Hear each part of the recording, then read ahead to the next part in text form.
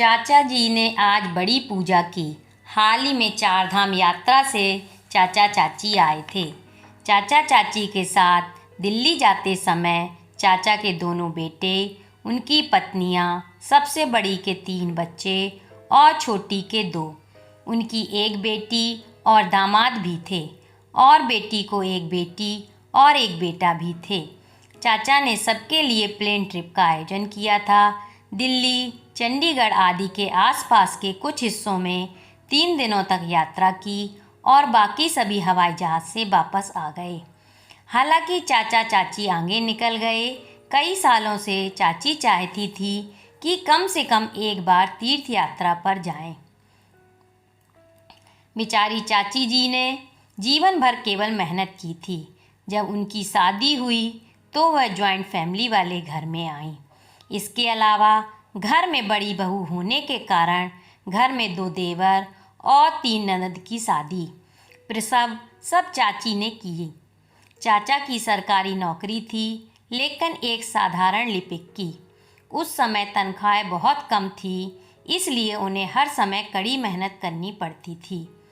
लेकिन कभी चाची ने शिकायत नहीं की। उन सभी की शादी हो जाने के बाद उनमें से हर एक को एक अलग दुनिया मिल गई। चाचा चाची के एहसान को भूल गए। इसके अलावा उनकी अपनी दुनिया भी फल फूल रही थी। तब खर्चा इतना था कि घूमने की तो बात ही दूर की। रिटायरमेंट के बाद मिले पैसों से और जीवन भर की बचत से 2 मंजिला मकान बनवाया और 2 बच्चों के जीवन यापन की समस्या दूर हो गई। बड़े के पास काफ़ी अच्छी नौकरी थी, लेकिन छोटे का ध्यान चंचल था और वह ज़्यादा देर कहीं टिका नहीं। अंत में उसके चाचा ने उसे दुकान लगाने के लिए पैसे दिए। लड़कियों के लिए एक अच्छा घर देखने के बाद सब कुछ ठीक हो जाता है। हाल ही में यह पता चला कि गांव के पास उनके खेत को बांध दिया जाएगा और उन्हें सरकार से मुआवजे के रूप में पैसा मिला। अब चाचा जी ने खेती के साथ साथ गांव के पास का घर भी बेच दिया, इसलिए उन्हें अच्छी खासी रकम मिल गई। मिली रकम को जमीन या रियल एस्टेट में दोबारा निवेश करने पर टैक्स में छूट मिलती है और पैसा सुरक्षित रहता है। तो क्या हमें खेत की ज़मीन खरीदनी चाहिए? घर में रोज़ घर को लेकर चर्चा होती रही। मुलाकातें होने लगीं। दलाल का आना जाना बढ़ गया। चाचा जी को तो समझ नहीं आ रहा था कि क्या करें। इसी समय चाची ने कहा कि वह 4 धाम की यात्रा पर जाना चाहती हैं, इसलिए भले ही यह यात्रा निकाली गई। चाचा ने कम से कम 3 दिनों तक सभी को खुश किया और फिर आगे बढ़ गए। लेकिन जब तक वह वहाँ थे, बहन और भाई की दैनिक सलाह जारी रही।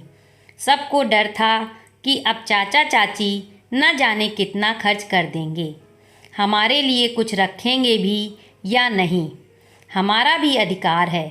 जब तीनों बच्चों के माता पिता का फ़ोन आया तो आप जब वापस आए तो वह यही सुझाव देंगे कि हम यह फ्लैट खरीद लें या खेती बाड़ी आदि देखें। 17-18 दिनों के बाद चाचा चाची वापस आए और गंगा पूजन का कार्यक्रम तय किया।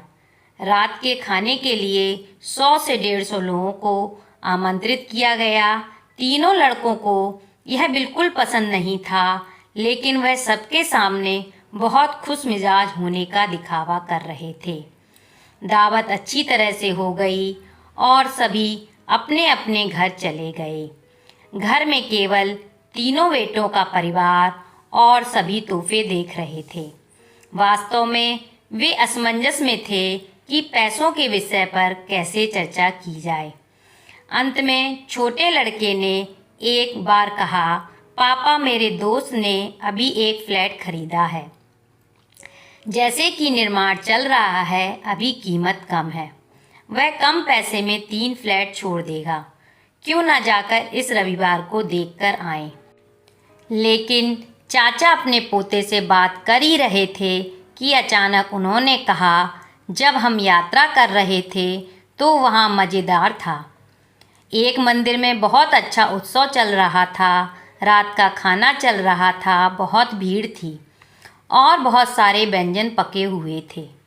उसी वक्त मंदिर पर भजनों और श्रद्धालुओं ने नृत्य किया। मैं धीरे धीरे यहाँ सोचकर मंदिर के दर्शन मिलेंगे या नहीं, लेकिन कमरा बिल्कुल खाली था। हर कोई बाहर था और भगवान और मैं कमरे में अकेले थे। और देवता मुझसे बोलने लगे। उतने में बड़ा बेटा गुस्से से बोला, पापा, राजू जो कह रहा है क्या आप सुन रहे हो? लेकिन पापा ने इस बात को पूरी तरह से अनसुना कर दिया और बात करते रहे। भगवान ने कहा कि देखो सुंदर, ये मेरे नाम का उत्सव है, पर मौज सबकी है। सुबह पूजा हो चुकी थी, फूल पत्ते पानी मुझे पर रखे, अब वह फूल पत्ते सड़ रहे हैं, उसकी दुर्गंध फैल रही है, उसमें के कीड़े मुझ पर चल रहे हैं और अब गंदगी को कोई साफ नहीं करना चाहता। 5-6 बार आरती कर दी गई, लेकिन अब साउंड प्रोजेक्टर से भरपूर संगीत और कर्कश गाने बज रहे थे।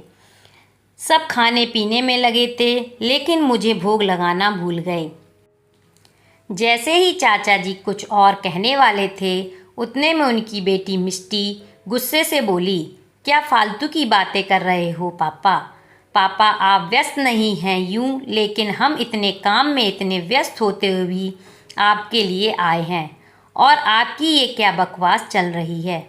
हालांकि इस बार चाचा जी बोले, फालतू? मैं बकवास नहीं कर रहा, जो कुछ भी कह रहा हूँ मैं आपको सच कह रहा हूँ।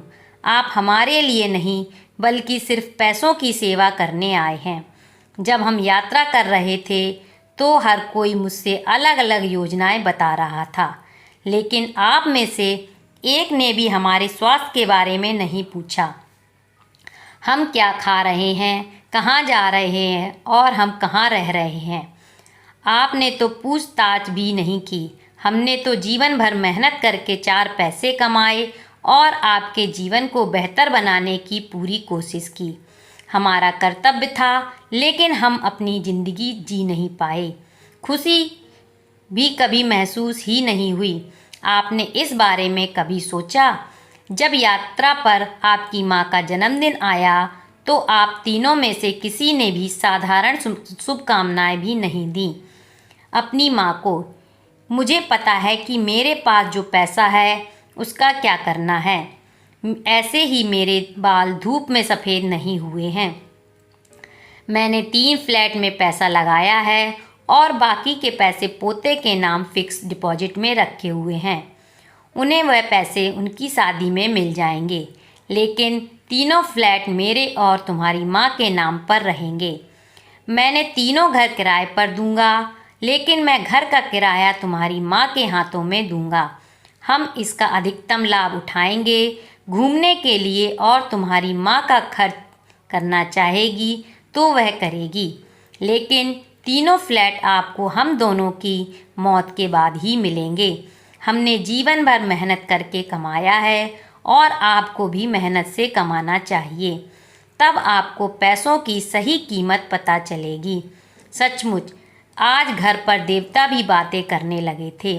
मंदिर के भगवान को साज सजावट और दिखावा नहीं चाहिए, उन्हें मन से भक्ति चाहिए और घर में देवताओं को चाहिए थोड़ा सा प्यार। क्या यह उन्हें सब मिलेगा? चैनल को लाइक, शेयर एंड सब्सक्राइब करें। Thank you for watching.